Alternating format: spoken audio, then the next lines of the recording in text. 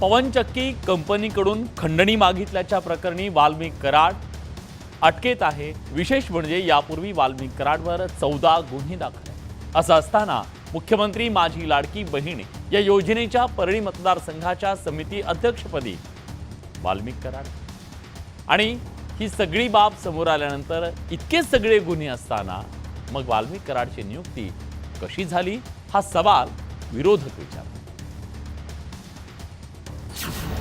लाडकी बहीण समितीचा अध्यक्ष वाल्मिक कराड, गुन्हे दाखल असताना नेमणूक कशी? वाल्मिक कराड धनंजय मुंडेंचा लाडका,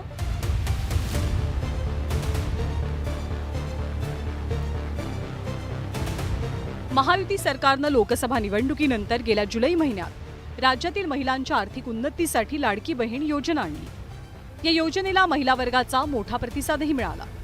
मात्र बीडच्या परळीमध्ये या समितीचं अध्यक्षपद हे खंडणी प्रकरणातील आरोपी वाल्मिक कराडला दिलं गेल्याची धक्कादायक माहिती समोर आली आहे।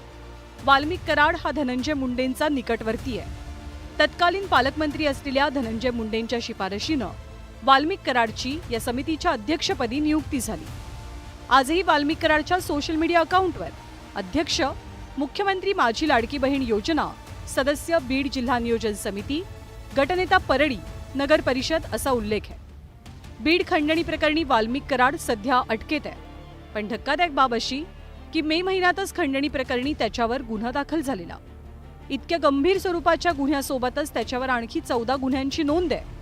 पण असं असतानाही वाल्मिक कराडला शासकीय योजनेसंदर्भातली इतकी मोठी जबाबदारी का दिली गेली असा सवाल विरोधकांनी उपस्थित केलाय। परळी तालुक्याचे अध्यक्ष आजही करेक्ट आजही वाल्मिक कराड आहे। आता ही योजना आली कुठल्या महिन्यात? ही लोकसभेनंतर आली। लोकसभेच्या आधीच हा एक्स्टॉर्शनचा गुन्हा होता। ज्या माणसावर एक्स्टॉर्शनचा गुन्हा आहे त्याला तुम्ही महिलांच्या या लाडली बहीण योजनेचा अध्यक्ष करता, जे किती असंवेदनशील, it's just shocking.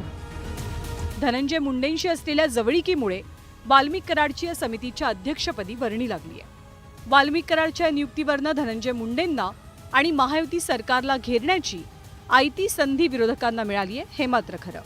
Bureau report, news 18 Lokmat.